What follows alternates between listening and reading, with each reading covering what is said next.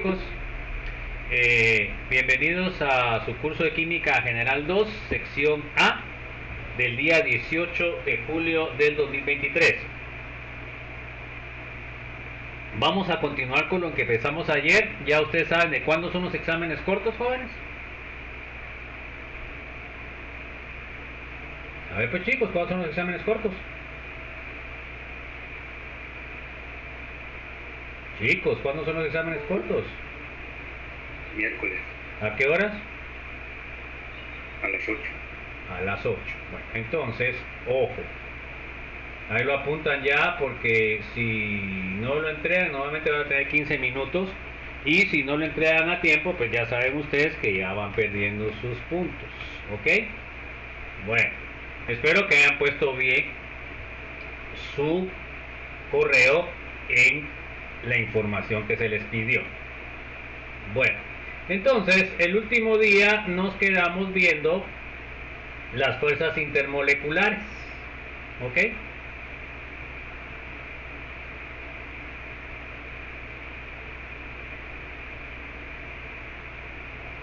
Y entonces estábamos viendo lo que era las fuerzas intermoleculares y empezamos a ver algunas de ellas.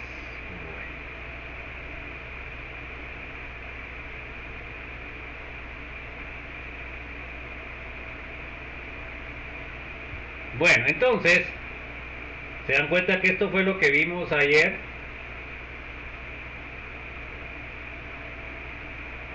Estábamos discutiendo la forma de las moléculas. No sé, lo vimos. Esto fue lo que vimos el día de ayer. Y nos quedamos en enlaces covalentes. Vimos las formas. Vimos cómo afectan en este caso los ácidos grasos, ¿verdad? Ya solo con tener ese doble enlace. Si están del mismo lado son cis, está doblada. Si están de lados contrarios es trans, no está doblada. Entonces, ahí pues nos quedamos. ¿Alguna duda, alguna inquietud, chicos? Ya les subí el video de la clase número 1, ¿va, jóvenes? ¿Ya lo vieron? ¿O no lo han visto? Ya, licenciado. Bueno, pilas pues. Bueno, entonces vamos a ver las conclusiones de las fuerzas intermoleculares. Bueno, a ver, léame por favor, Brian. Compuestos inorgánicos. Generalmente son sólidos, tienen enlaces iónicos y se disuelven en agua. Las fuerzas intermoleculares que prevalecen son la atracción electrostática debido a las cargas, son bastante fuertes. Ok, son los compuestos que nosotros nos interesan en este curso. A ver, léame Donelli, por favor. Los compuestos orgánicos no tienen carbono, hidrógeno y algunos otros elementos como el oxígeno, el nitrógeno, halógenos,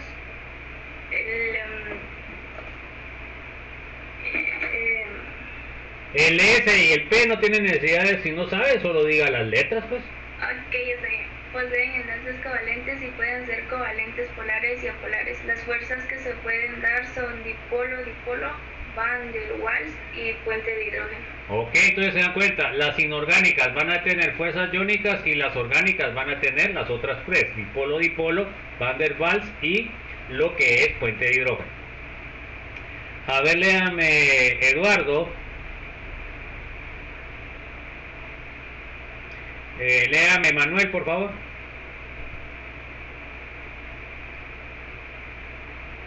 Cuanto más fuerza intermoleculares tengas, serán mayores las propiedades físicas, puntos de ebullición, puntos de fusión, viscosidad, tensión superficial. Entonces, las propiedades físicas son esas, son unas, hay más propiedades físicas, pero lo que son las fuerzas intermoleculares, si las fuerzas intermoleculares son más grandes, las propiedades físicas son altas, ¿ok? Bueno, vamos a ver los efectos polares y momento dipolar. Vamos a ver los dipolos. Entonces, sabemos nosotros que cuando dos átomos están unidos, Para saber qué tipo de enlace es, tenemos que hacer la resta de electronegatividades. Todos estos enlaces son covalentes porque son menores de 2, ¿ya? Pero el enlace carbono-flúor 4 menos 2.5 nos da 1.5, nos dice que este enlace está muy polarizado. Carbono-cloro 3.5, 2.5 nos sale 1, el enlace está polarizado. Carbono-hidrógeno 2.5 menos 2.1 da 0.4, poco polarizado. Y enlace carbono-carbono 2.5 menos 2.5 sale 0, está no polarizado. ¿Ok? Bueno, ¿y qué va a causar la polarización? Pues lo que va a causar la polarización es formar cargas parciales. Y la carga parcial se define con la letra delta. Estamos con la letra delta. Entonces, cuando nosotros tenemos carga parcial, ponemos delta. Miren, así es la delta. Eso viene del griego. Puede ser positiva, si tiene carga positiva, y puede ser negativa. Pero eso quiere decir de que no es una carga formal. Esta es parcial. Y una formal, ¿cómo deben ponerla? Positiva y negativa. ¿Ya? Bueno, entonces se dan cuenta que aquí el enlace carbono-oxígeno está polarizado. ¿Y por qué está polarizado? La electronegatividad del carbono, del oxígeno es 3.5 y del carbono 2.5. Al restarlo sale 1. Se dan cuenta que es covalente polar. Acá podemos ver en el dibujo que lo rojo significa los electrones. Se dan cuenta que los electrones están más cerca del oxígeno que el carbono. Y por eso el oxígeno tiene una carga negativa y el carbono tiene una carga positiva. Acá tenemos otro ejemplo, tenemos el carbono-litio. El carbono tiene 2.5 y el litio tiene 1. Se dan cuenta que ahora el más electronegativo es el carbono, por lo cual tiene signo negativo delta, y el litio es menos electronegativo, tiene signo positivo delta. La diferencia es 1.5. Se dan cuenta que aquí los electrones están, este color rojo significa electrones, están con el carbono, y el color celeste azul significa cargas positivas que están con el litio. O sea que este enlace está polarizado. Bueno, ¿alguna duda, jóvenes?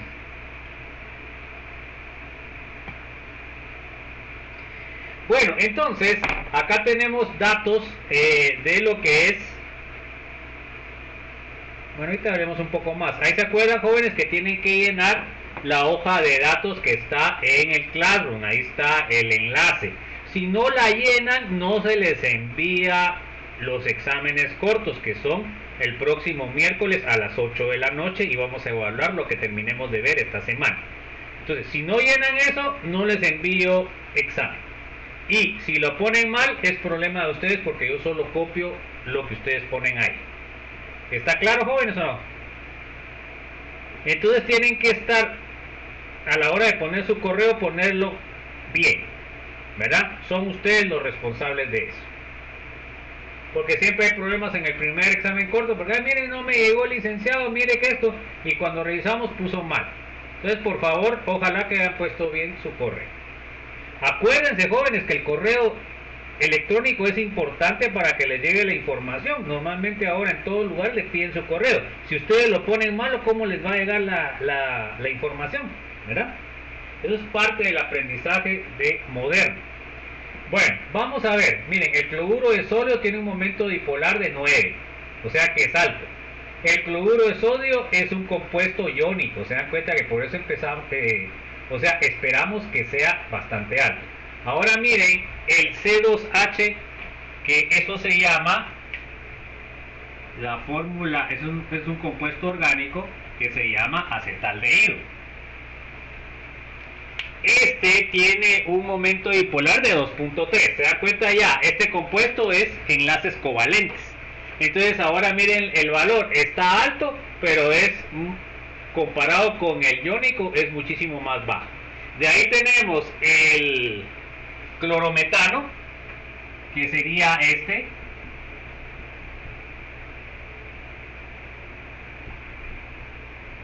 Entonces acá estaría la polarización de esta, miren. Carbono-oxígeno. Acá estaría la polarización carbono-cloro. Tiene 1.87. Luego tenemos la molécula de agua. La molécula de agua también está polarizada. Entonces, el oxígeno tiene negativo y los hidrógenos tienen positivo. Entonces, se dan cuenta, tiene 1.85. De ahí ustedes tienen la molécula de etanol, que es un compuesto orgánico. Entonces, tienen el metanol, que tiene 4 enlaces, un OH. Bueno, entonces, ¿aquí qué está polarizado? Pues aquí está polarizado más delta menos delta, sería el oxígeno, y más delta sería el carbono. Entonces se dan cuenta que aquí está el dipolo. Bueno, de ahí tienen ustedes el ácido carboxílico, que sería CH3COOH. Esto lo van a ver el otro semestre si ganan el curso de química orgánica. Entonces acá va a haber una polarización menos delta más delta. Acá va a haber una menos delta más delta y más delta. Está polarizado el carbono-oxígeno, está polarizado el carbono-oxígeno, está polarizado el oxígeno-hidrógeno. Se dan cuenta que es una molécula polar. Tiene 1.70. Y tenemos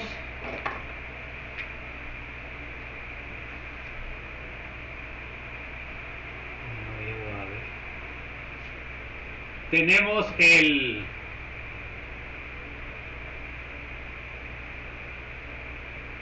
metiltiol, que sería unido a 3 hidrógenos y está unido a un SH. Entonces, este tendría carga positiva y el azufre tendría carga negativa. Ahí tenían el dipol. Y tenemos también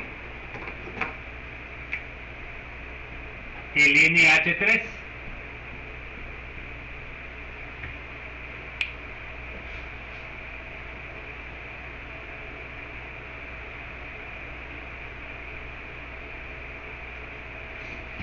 Tenemos el NH3 y tenemos el par de electrones.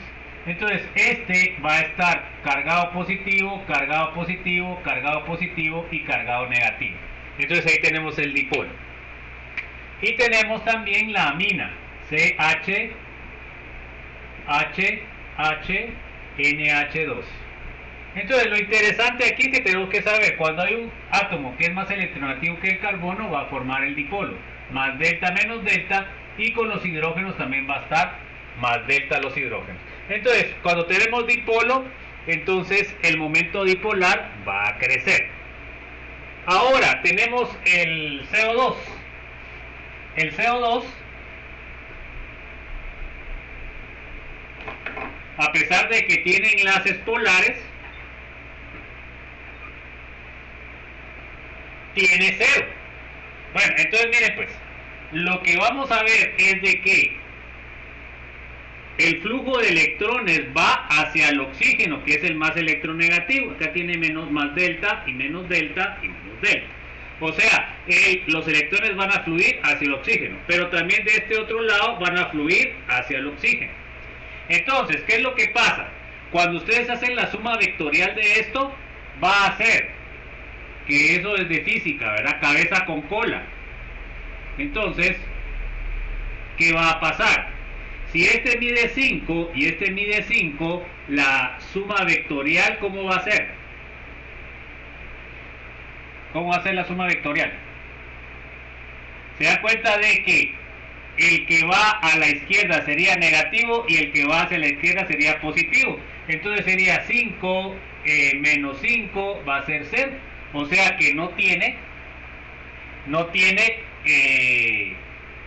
momento dipolar, porque el vector este va uno a la izquierda, va otro a la derecha, tienen diferente dirección y misma magnitud, se anulan. ¿Ok?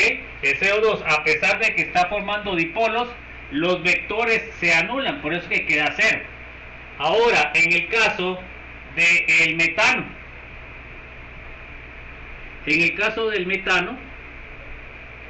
los enlaces que forma carbono e hidrógeno son apolares, o sea que no está causando un dipolo. ¿Ok? Los enlaces que forma el etilo solo tiene enlaces carbono-hidrógeno.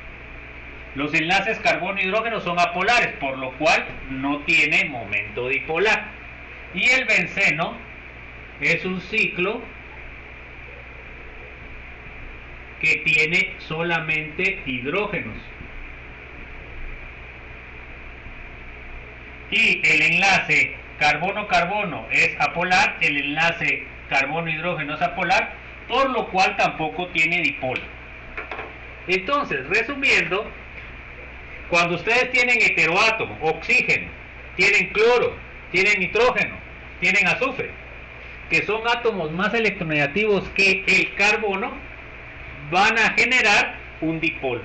Pero en este caso especial podemos ver, a pesar de que se generó el dipolo, pero como la dirección de los átomos es contraria, se elimina. Y por eso a pesar de que supuestamente está polarizado, como es lineal, se van a anular las dos polarizaciones. ¿No sé si hay alguna duda, chicos? Y si una consulta, entonces prácticamente podríamos decir que se forma un dipolo si la carga parcial cuenta con una carga positiva y negativa, polar. O sea, siempre cuando hay una polarización tiene que haber una carga parcial positiva y una carga parcial negativa. ¿Ok?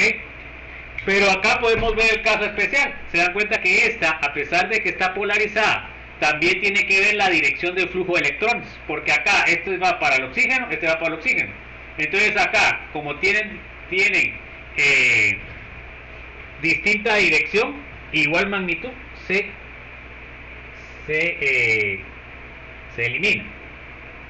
Pero si en todos los demás casos se dan cuenta, carga parcial porque tiene un oxígeno, porque tiene un azufre, porque tiene un nitrógeno, porque tiene un nitrógeno, porque tiene un cloro, y que son elementos más electronegativos que el carbono. En cambio, en este caso se dan cuenta que son apolares porque el enlace es covalente apolar. ¿Alguna otra duda? Ok, prácticamente entonces sí es eso, y lo que podría variar también podría ser pues la suma vectorial, ¿verdad? Exactamente, o sea que no solamente tiene que ver la polarización, sino también la suma vectorial. Aquí vamos a hacer un ejemplo. Entonces miren pues, en el caso del metano está unido a 4 hidrógenos.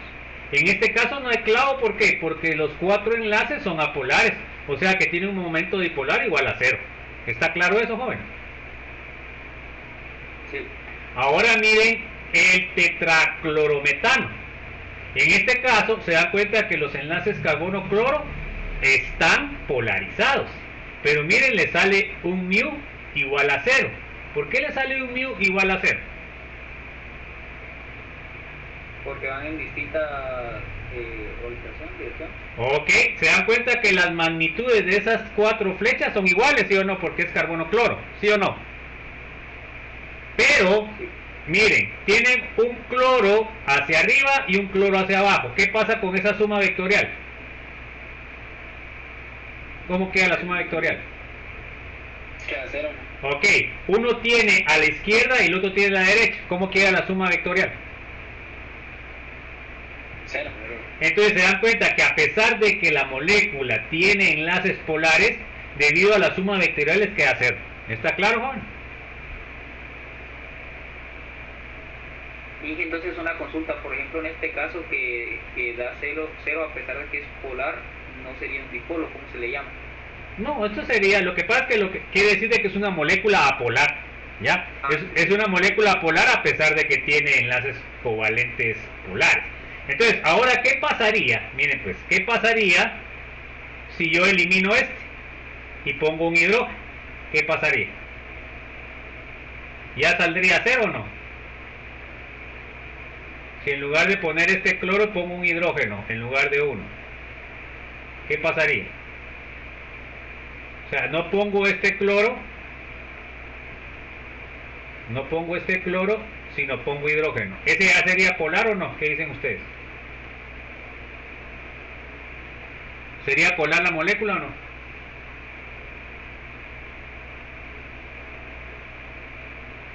Sí, yo considero que sí. Esta no tendría esa polarización, ¿sí o no? Entonces, la de arriba y la de abajo se anulan, pero la izquierda y derecha se anulan o no. No. Entonces quiere decir de que si ustedes ponen un hidrógeno acá, esta molécula tendría que tener un mu mayor que 0. ¿Se dan cuenta? Porque la suma vectorial no es 0. ¿Está claro eso, joven? Sí. Bueno, ahora tenemos el etano. Se dan cuenta que el etano solo tiene enlaces carbono-hidrógeno, por lo cual todos los enlaces son apolares. Entonces el mu va a ser igual a 0. Acuérdense, cuando digo momento dipolar estoy diciendo la suma vectorial de todos los enlaces. En cambio, cuando yo digo polarizado, significa la diferencia de electronegatividades entre dos átomos que forman un enlace. ¿Se dan cuenta que es diferente la cosa o no? Acá tengo eso, lo que les explicaba, miren. El enlace carbono-oxígeno está polarizado y el enlace carbono-oxígeno está polarizado. Pero ¿qué pasa acá? Tienen un vector hacia el oxígeno que es de la misma magnitud que de este, y entonces al sumarse queda 0. Y el benceno igual, se dan cuenta que solo tiene enlaces carbono-hidrógeno y carbono-carbono, por lo cual el mu tiene que salir 0. Ahora miremos otros átomos. Ahora aquí vamos a ver la suma vectorial. Miren, el oxígeno tiene polarizado el enlace OH y OH. O sea que acá la dirección de los electrones es hacia el oxígeno. Miren, al hacer la suma vectorial les va a salir un vector resultante. Y eso lo que significa es de que la molécula tiene que ser polar. Miren, tiene 1.85. ¿Está claro, jóvenes?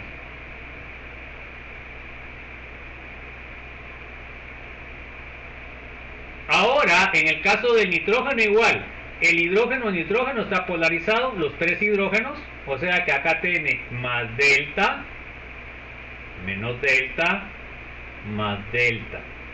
Igual acá tiene más delta, más delta, más delta y menos delta.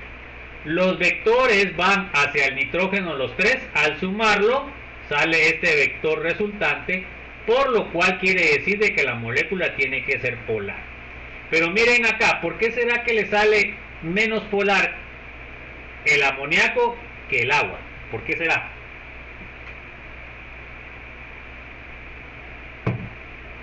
¿Por qué no le sale igual? ¿O le sale La diferencia de nitrógeno, no?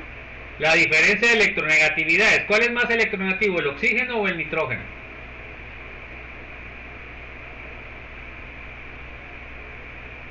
A ver, ¿cuál es más electronegativo, jóvenes? El oxígeno. El oxígeno, jóvenes, eso lo tienen que, o lo saben o lo buscan en la tabla, jóvenes, pues que se les da, se pide la tabla. Entonces, ¿qué quiere decir? Quiere decir de que el enlace OH está más polarizado que el NH. Y al estar más polarizado el OH, quiere decir de que su momento dipolar es más alto. ¿Está claro? ¿Está claro? Sí. Bueno, entonces, dependiendo de la diferencia, entre más alta es la diferencia, más polarizado va a estar el enlace. Acuérdense que aquí estamos hablando de enlaces covalentes, no estamos hablando de enlaces iónicos. Bueno, vamos a ver conclusiones del momento dipolar en los compuestos. A ver, léame por favor, Jeffrey. A mayor momento dipolar, las propiedades físicas son mayores, por lo que las propiedades físicas son directamente proporcionales al momento dipolar. Debido a que la molécula tendrá mayor polarización si promueve una mayor carga, y entonces habrá mayor atracción entre carga más con menos y viceversa. Entonces, lo que les decía, ¿verdad? A mayor diferencia de electronegatividades entre dos átomos, va a ser mayor la polarización.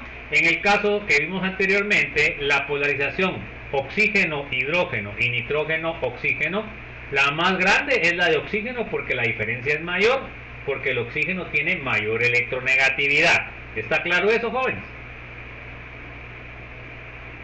Sí. Bueno, sigamos pues.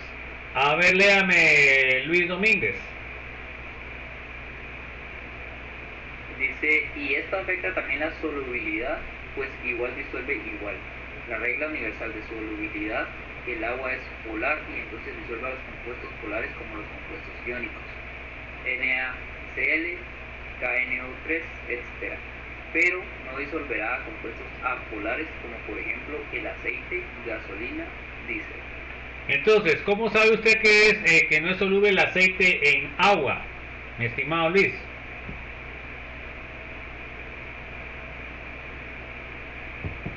¿O no ha hecho usted la prueba? ¿Usted ha echado aceite en agua? ¿Qué pasa? ¿Por qué? Porque el aceite de gasolina y diésel son compuestos apolares. Sí, pero como usted en aceite, ¿ha visto el aceite qué pasa cuando usted le agrega agua? ¿Se disuelve o no se disuelve? No, no se disuelve. Bueno, ¿se forman qué? ¿Dos capas, sí o no?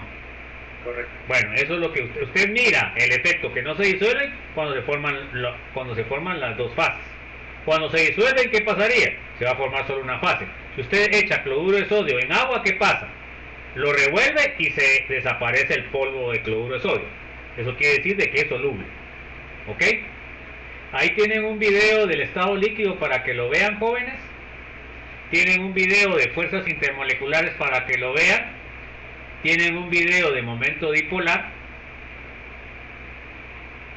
Y aquí tienen que ver el repaso de geometría de la química general 1. Ahí están lo que son las páginas de Chan de 10ª edición. Eso es para que revisen. Tienen un video de resumen de la RPSB, ¿verdad? Que eso les da la geometría de los compuestos, ¿verdad? Bueno, eso les queda para que ustedes lo repasen aparte. Vamos a ver las propiedades de los líquidos. La primera propiedad que vamos a ver es la viscosidad. Bueno, a ver, léame, Mario Alberto. La viscosidad es una medida de la resistencia de un líquido al flujo. Cuanto mayor es la viscosidad, tanto menor es su rapidez de flujo. En un líquido está relacionada con la forma de las moléculas que constituyen el líquido. Los líquidos poco viscosos, esto es, los que fluyen con facilidad, se componen en general de moléculas simétricas pequeñas con fuerzas intermoleculares débiles. Ok, ustedes cuando dicen que tienen un líquido viscoso, ¿qué pasa? Por ejemplo, la miel es un líquido viscoso, Mario René. Marlon René, por favor. Sí. Ok, porque cuando ustedes lo echan en la mesa, ¿fluye o no fluye?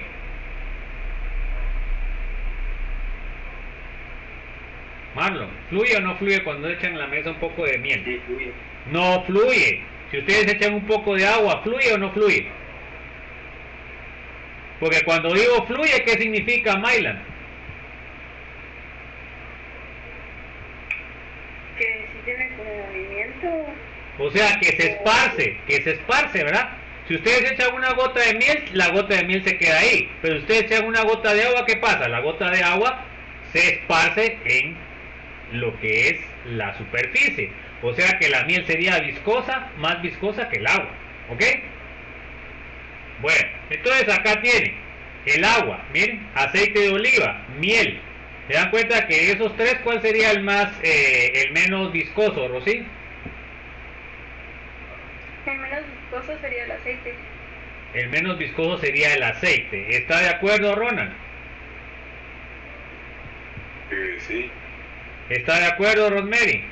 El agua, Inge, el agua. Ah, va, o sea, El agua.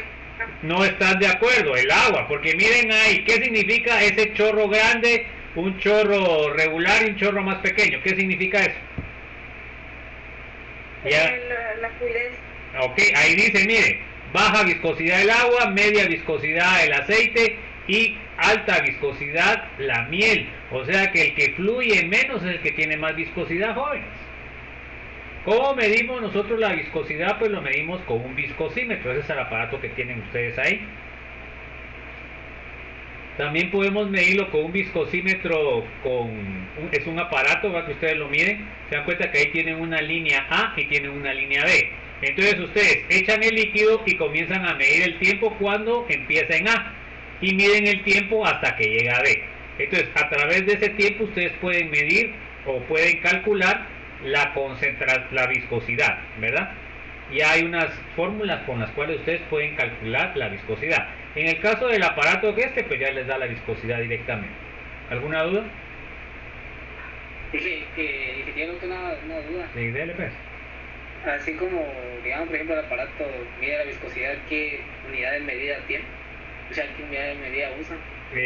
Fíjese que usa, déjeme ver, ahorita me agarró algo en curva, pero déjeme ver, ahorita le digo. Creo que es, ahorita le digo.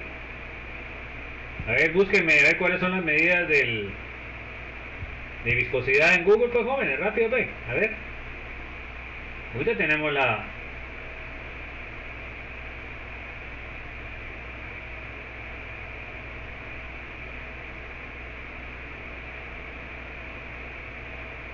Pues la cosa es centipoises. ¿Son pascales o centipoises? Ok. Ah, sí, sí, CPS se llama. Bueno, entonces esas son las unidades con que se mide, ¿verdad? Ustedes están midiendo la velocidad del flujo a través del tiempo, ¿verdad? Así es como miden ustedes la viscosidad. Bueno, entonces vamos a ver acá unos ejemplos para entender este dato de viscosidad. Fíjense pues, a ver, léame por favor, Ronald, Guillermo. El tetracloruro de carbono, CCl4, consiste en moléculas simétricas pequeñas con fuerzas intermoleculares más bien débiles. Su viscosidad es pequeña. B. El octadecano C18H36 se compone de moléculas largas con fuerzas intermoleculares bastante intensas. Su viscosidad es relativamente grande. Entonces miren acá, aquí tienen la forma del tetracloruro de carbono. Se dan cuenta que es una molécula pequeña que tiene 4 átomos, un carbono y 3 cloros. En cambio acá la molécula de octadecano, miren, está formada por 18 átomos de carbono y 36 de hidrógeno. Entonces se dan cuenta que esta molécula, que es muchísimo más grande que el tetracloruro de carbono, entonces va a tener una viscosidad muchísimo mayor. ¿Está claro por qué? ¿Sí o no?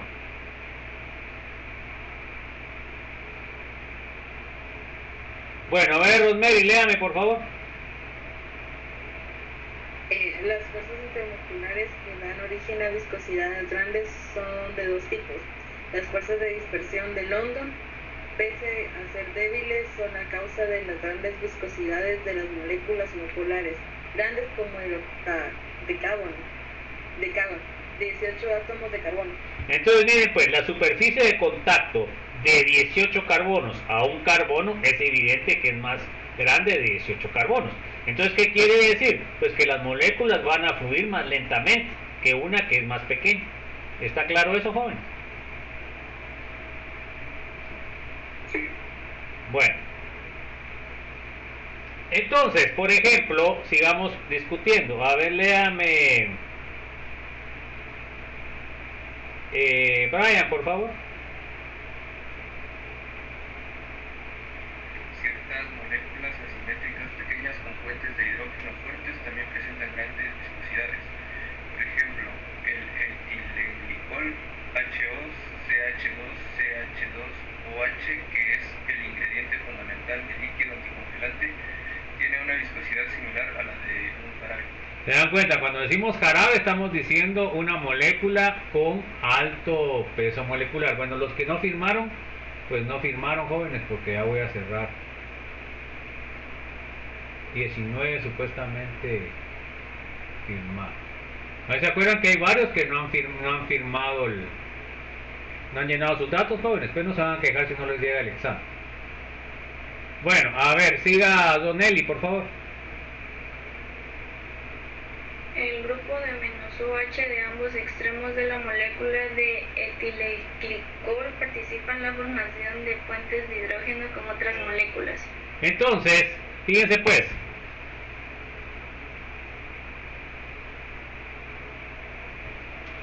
nosotros ya vimos esas fuerzas, ¿verdad? Las fuerzas intermoleculares de los compuestos orgánicos son tres: fuerzas de Van der Waals, fuerzas de puente de hidrógeno y fuerzas dipolo-dipolo. Entonces, fíjense pues, en el caso del etilenglicol, ustedes tienen dos OH. Los OH van a formar puente de hidrógeno. ¿Por qué? Porque el enlace oxígeno-hidrógeno está polarizado. Menos delta más delta. Entonces, ¿qué va a pasar? Este se va a poder unir a otro oxígeno de otra molécula de CH2OH. Entonces, este enlace, perdón, aquí estoy mal. No es el OH, es el H. Entonces, el OH. Entonces, este tiene menos delta, este tiene más delta con menos delta se atraen y aquí forman el puente de hidrógeno. ¿Ok? Entonces, esas fuerzas son bastante grandes y por eso, para lo que son los compuestos orgánicos, el puente de hidrógeno es lo que más aumenta las propiedades físicas. Bueno, entonces, ahora tenemos que ver, y eso se los pongo yo en el examen, pero se los pongo con estructura. Entonces, miren pues, una cosa fundamental que tienen que entender.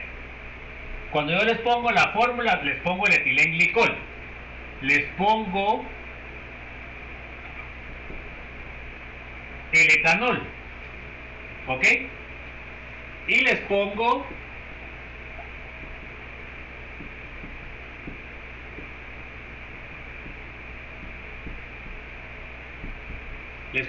el tripropilenglicol. Bueno, entonces miren pues, acá simplemente digo, ¿estos tres compuestos forman puente de hidrógeno o no?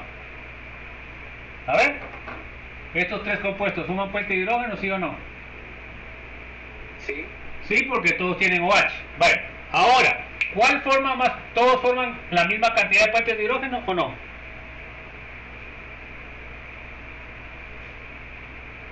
¿Sí o no? No. ¿Por qué? Porque tienen diferente. ¿Aquí cuántos tiene? 1. ¿Aquí cuántos tiene? 2. ¿Aquí cuántos tiene? 3. Entonces, ¿cuál será el que forma el que tiene propiedades físicas más altas? El 1. ¿Y por qué el 1 usted? ¿Cómo justifica usted el 1? Sí. ¿Ah? Sí. ¿Por qué el 1? Todos forman puente de hidrógeno. ¿Por qué el 1 es el que tiene más? No, me refiero al número 1 de la... Ah, ya, el número 1, sí. ¿Por qué? Pues tiene 3 OH. Tiene 3 OH, quiere decir que forma 3 hidrógenos más, que el que tiene un OH más que el de 2. Y este tiene más que este. Entonces se dan cuenta que aquí, entre más OHs forme, más alto van a ser sus propiedades físicas. El número 1 sería el que tiene 3, el mayor, de ahí seguiría el etilenglicol que tiene 2, y por último el etanol. ¿Está claro, jóvenes? Y ustedes saben de que los puentes de hidrógeno, ¿quién la forman? OH y NH2. Cuando está unido el oxígeno al hidrógeno y el nitrógeno al hidrógeno. Y también cuando está unido el flúor al hidrógeno. Pero ese no tiene mucha importancia porque el flúor ya no se puede unir a nadie porque solo forma un enlace. Los que nos van a interesar son estos. ¿Está claro, jóvenes, o no?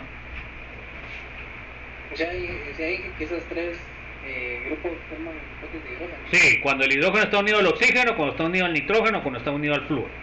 ¿Ya? Esos forman puente de hidrógeno. A ver. Bueno, entonces sigamos.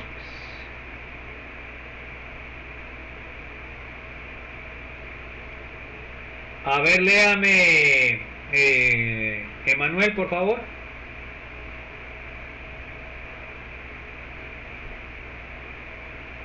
A ver, Jairo. Bueno, Emanuel, léame pues, a ver.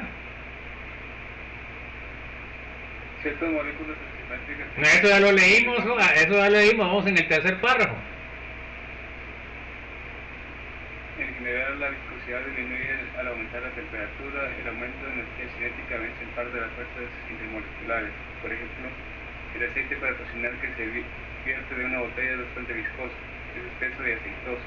Al calentarlo, su viscosidad disminuye y se hace menos espeso y de consistencia más parecida a la del agua. Entonces ustedes van a ver, cuando hacen sus huevitos estrellados, cuando ustedes echan el aceite en el sartén frío, es más viscoso, pero cuando ustedes aumentan la temperatura se vuelve menos viscoso. O sea que quiere decir de que la viscosidad es directamente proporcional a la temperatura. Perdón, es inversamente proporcional a la temperatura. Al aumentar la temperatura disminuye la viscosidad. O sea que son contrarias. ¿Ok? ¿Está claro eso, jóvenes? Sí. Bueno, a ver, léame por favor, Jeffrey. Los aceites por automóvil tienen una calificación de viscosidad que se identifica mediante un número SAE. El aceite con un número SAE de 30 es más viscoso que un aceite de número SAE 10. SAE es una abreviatura de Society of Automobile Engineers, la sociedad que fija las normas de viscosidad de los aceites. Entonces, por ejemplo, en un automóvil, ¿el aceite de motor es diferente al aceite de caja o no? A ver, los que tienen carro, ¿tiene diferente viscosidad o no? Sí tiene diferente viscosidad, ¿verdad? El aceite del motor tiene que ser más viscoso porque está expuesto más al calor. Y el aceite lo que está haciendo dentro del motor es lubricando las piezas metálicas, ¿verdad? Entonces, en el caso de la caja de cambio de velocidades, pues tiene se genera menos calor, por lo cual no necesita una viscosidad muy alta, ¿ya? Entonces eso es lo que tienen que ver ustedes cuando miran un bote de aceite. Normalmente les piden aceite para su carro, les piden un número específico. Bueno, aquí tienen el video de generalidades y viscosidad de sus aplicaciones. Entonces, por favor, siempre miren los videos, pues, porque esos son explicaciones por otros profesores y es importante que ustedes puedan tener acceso a eso. Ahora, en nuestra época, pues nosotros podemos encontrar un montón de información. No necesitamos nosotros estar consultando, pues ya en YouTube hay mucha información. Por supuesto hay que saber tamizarla, o sea, saber escogerla. ¿Por qué? Porque si me da una información, entonces yo busco otro y miro qué me está diciendo. Si tiene coherencia con lo que me dijo el anterior, quiere decir de que es bueno. Normalmente lo que se pide es consultar 3. Si 3 están coincidiendo con lo que están diciendo entre ellos, pues quiere decir de que la información es cierta. Pero muchas veces puede ser de que la información sea errónea. ¿Estamos? Bueno, a ver, léame Luis Domínguez, por favor.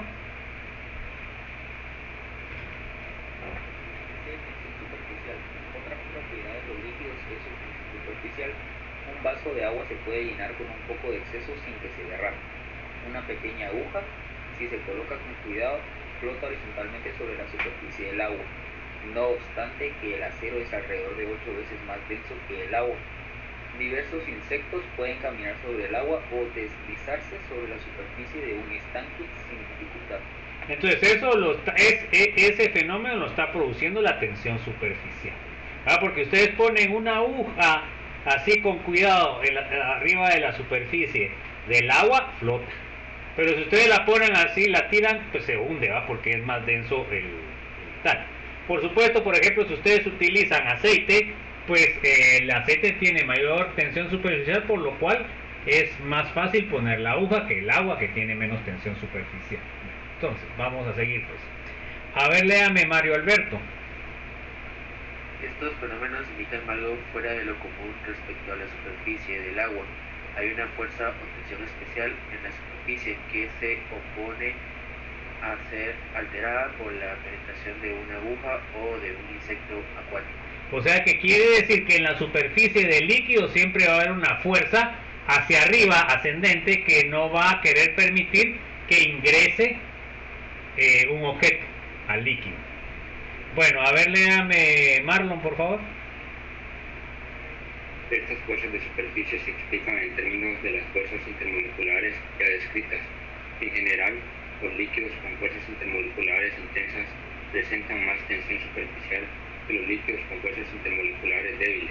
Ok, o sea, a mayor fuerzas intermoleculares, mayor tensión superficial. Entonces, miren pues, cuando el objeto está adentro del líquido, se dan cuenta de que está rodeando completamente el líquido al objeto que metimos. Pero si lo metemos en la superficie, se dan cuenta que no tiene 360 grados, no, que solamente tiene la parte que está teniendo contacto con el líquido. ¿Ok? Bueno, a ver, léame por favor, Mylan. Una molécula que se halla en el centro de un líquido es atraída por igual en todas direcciones por las moléculas que la rodean. En cambio, una molécula situada en la superficie solo es atraída por una molécula que está a su lado o debajo de ella. Ok, porque arriba no tiene contacto con el líquido porque no está sumergida. Bueno, a ver, léame, Rocío, por favor. No hay una atracción correspondiente hacia arriba. Estas fuerzas desiguales tienden a ejercer una fuerza hacia adentro en la superficie del líquido y lo inducen a contraerse. En consecuencia, una cantidad pequeña de líquido forma perlas y una gota de líquido tiende a ser esférica para reducir al máximo el área superficial. Ok, entonces cuando ustedes echan algún líquido dentro de otro líquido que es más denso, entonces cuando ustedes lo introducen se forma una esfera, porque la esfera es la forma que va a dar una tensión alrededor de la gota del líquido que están ustedes ingresando. Entonces siempre se forma una esfera, ¿ya?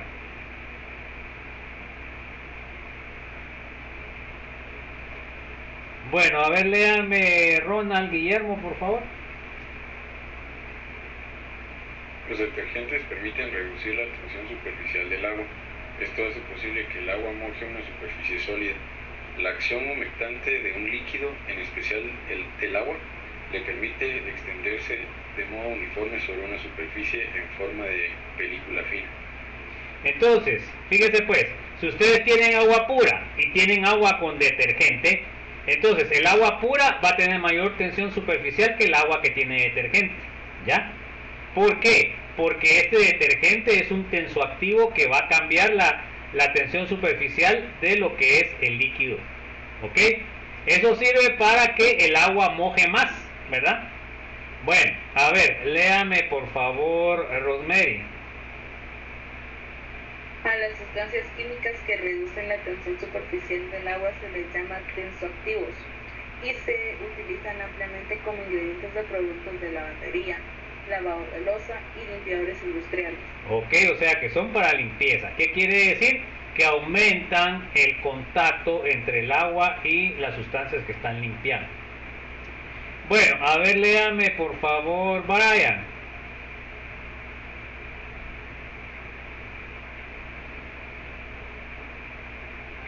Con base en las características que influyen en la viscosidad, compara el tamaño molecular del aceite para motor de número SAE40 con el del aceite para motor de número SAE5. ¿Cuál de los dos aceites tendría más tensión superficial? A ver. Ejemplo, listo. Bueno, ¿cuál tendría mayor? A ver, ¿la SAE5 o la SAE40? La SAE40, Inge. Ok, la SAE40 porque tiene mayor viscosidad. Bueno, entonces eso es lo que tienen que ver. Entonces, ¿sí? Ahora mi duda con respecto a la SAE40 y a la SAE5, por ejemplo, si nosotros exponemos la SAE40 a una alta temperatura, ya podríamos hacer una mayor comparación entre la SAE40 y la SAE5 de... Sí, lo que va a pasar es de que la SAE4 a mayor temperatura se descompone. En cambio la SAE40 va a aumentar más temperatura. Eso es la diferencia. Y por eso usted usa un aceite más viscoso para motor que para una caja de cambios. ¿Ya? Ok. ¿Verdad? Tiene mayor soporte a temperaturas. Y de todos modos usted sabe de que cada cierto tiempo tienen que cambiar el aceite de un carro, pues porque ya después de cierto tiempo ya no funciona. ¿Por qué? Porque pues, debido al calor que está siendo afectado lo está destruyendo. ¿Ya? Bueno, miremos el ejemplo. A ver, Don Eli. ¿Cuál compuesto de cada par esperas que tenga la mayor viscosidad. Explica tu razonamiento. Bueno, entonces ahora vamos a ver la primera.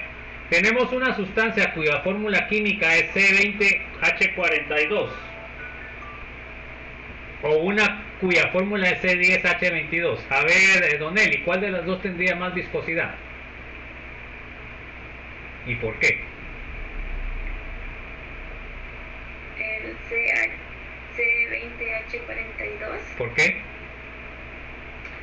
Porque tiene más enlaces. Porque tiene más átomos de carbono. El otro tiene 10 y este tiene 20, entonces el que es más grande es el que tiene 20, ¿sí o no? Sí. ¿Ok? Eso es la razón. ¿Ok? ¿Quedó claro? Bueno, ahora miremos Jeffrey. Siguiente. El alcohol isopropílico C3H7OH o el etilenglicol HOCH2, CH2OH. Sus masas molares son semejantes. O sea que su peso molecular es similar. ¿Cuál de los dos sería el que tiene mayor viscosidad?